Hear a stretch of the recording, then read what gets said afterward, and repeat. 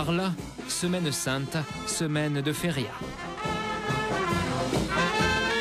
Pendant 3 jours autour des arènes, le pastis et le sang des taureaux vont couler à flot. Les corridas sont parrainées par les clubs taurins Paul Ricard, un des principaux sponsors du secteur. Ce matin, une lutte à mort se prépare. D'abord, dans l'arène.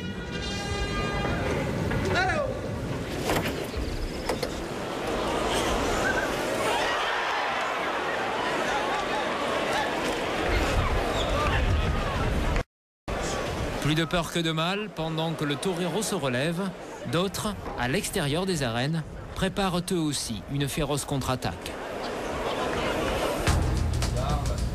51. L'ennemi héréditaire du Ricard, 20% des ventes de pastis de marque en France. Ces commerciaux sont faciles à reconnaître, tous en rouge. Vous prenez les plannings. Pendant 3 jours, ils vont écumer les bars pour tenter de piquer des clients à leurs concurrents de toujours.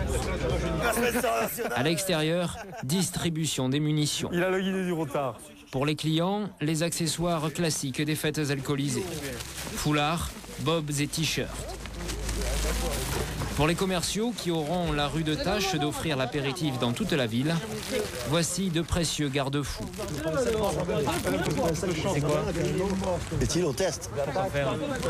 D'après toi. Comme on dit dans la région, il est pastis moins le quart, l'heure du boulot a sonné. Claude Sanguignol, chef des ventes, fait ça depuis 20 ans. À cette période, c'est quasiment une feria par semaine. Faut gérer le... Hein? On y va? Allez. Il gagne à peu près 2500 € par mois. Son rôle, faire boire du 51. Les bars ont complètement envahi la rue. Première mission, colorer la foule de rouge. Alors, où vous voulez, autour du cou, à la cuisse, c'est où vous voulez. Là aussi ça marche. Oui, là c'est très... c'est très in, c'est très in. Là, ouais. Les foulards ne sont pas distribués au hasard, mais devant des bars partenaires qui comptent sur Claude et son bagou pour attirer le monde. On en offrira un deuxième pour le cou, si vous le mettez à la cuisse. Alors, il est là. Fredo, il m'a dit, tu verras, c'est un grand costaud, le patron, sympathique, il y a la télé qui filme. Comment va? Ça va, patron? Ça va, patron? Je vois, j'ai vu la belle bouteille déjà. Le patron a toutes les raisons d'être ravi de leur présence. À peine arrivé, les commerciaux lui achètent une bouteille de pastis à 50 € pour offrir l'apéritif à ses clients. Et quel est l'intérêt pour la société de faire ça en fait? C'est pour la notoriété du produit. Un travail de missionnaire. D'ailleurs, Claude a trouvé un mécréant qui s'obstine à ne boire que du Ricard. Et vous me feriez doublement plaisir si vous dégustiez un 50 avec moi, monsieur. Mais je vais finir sur Ricard et je vais déguster un 50. Alors là, je suis ravi, monsieur. Le coup est intéressant car ce consommateur fait partie d'une bande de très très gros buveurs. Fais l'apéro, son apéro, c'est 30 tournées, tu vois ce que je veux dire? Ah ouais, ça fait du volume, Ah oui, ça fait du volume. Oui, bien sûr, s'il faut, bien sûr. Et 30 tournées à 8 heures, regarde combien ça fait, regarde. Il y a du bruit, hein? Oui, il m'a dit. 30 tournées à 8, soit 240 Ricards à l'apéro. Claude ne va pas le lâcher de la soirée et tout faire pour le convertir. Là, maintenant, monsieur sera ravi, hein? Ah, il sera ravi. Vas-y, regarde. Hey, c'est Pascal qui te le donne, hein? Dis-moi, c'est Pascal qui te le donne. Le foulard, c'est bien, mais il faut aussi arroser. Voilà. Ça, c'est important, regarde. Toute la soirée, Claude va continuer à prêcher tout en gardant lui son verre plein, le 51, contre le Ricard.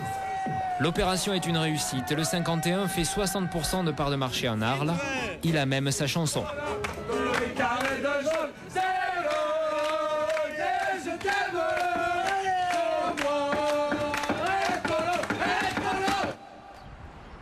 Mais cette concurrence féroce fait-elle vraiment de l'ombre à Ricard? Vous n'êtes pas au bout de vos surprises. Dans les beaux quartiers de Paris, un bâtiment imposant. Dans ce siège luxueux, que ce soit les ventes de 51 ou les ventes de Ricard, tout l'argent arrive dans la même maison. Celle de Patrick Ricard, le fils de Paul, à la tête de la société depuis 1978, un patron puissant mais discret. Depuis bientôt 30 ans, son entreprise possède les 2 marques. Sur le terrain, la concurrence est entretenue pour motiver les troupes. Un mariage qui avait surpris tout le monde en 1975, quand Paul Ricard et Jean Aymar, le patron de Pernod, alias 51, fusionnèrent pour créer Pernod Ricard. 2 personnes qui fait que nous sommes là aujourd'hui. D'un côté, mon père, et de l'autre côté Jean Aymar, qui a été le premier président de Pernod Ricard, qui a eu à rapprocher Pernod et Ricard. Vous vous rappelez comment ça s'est passé quand il... Ah oui, ça nous a surpris. Non, c'était comme ça. Ils ont décidé de se marier et de faire cette fusion. Chez Ricard, refusé par tout le monde. Chez Pernod, à peu près de la même façon. Mais s'ils n'avaient pas eu ce courage et cette vision, Pernod et Ricard peut-être n'existeraient plus aujourd'hui, en tous les cas sous les mains des Français. Car rappelez-vous, à la fin des années 70, avec l'arrivée du Royaume-Uni dans le marché commun, le whisky déferle sur la France.